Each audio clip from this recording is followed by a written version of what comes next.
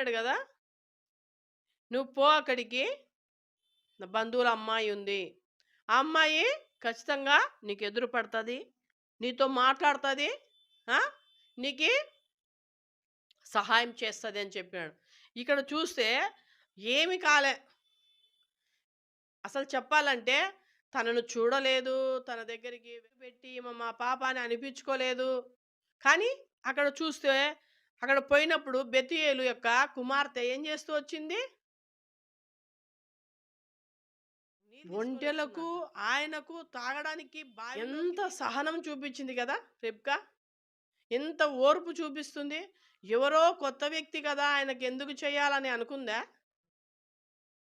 ఎవరో కొత్త వ్యక్తి కదా! ఆయనకెందుకు సహాయం చేయాలనుకుందా? అనుకోలేదు. సహాయపడుతూ వచ్చింది. ఎందుకంటే తగ్గించుకుంది. తాను తగ్గించుకున్నందుకే దేవుడు కూడా తన పట్ల ఒక సంకల్పం కలిగి ఉన్నాడు.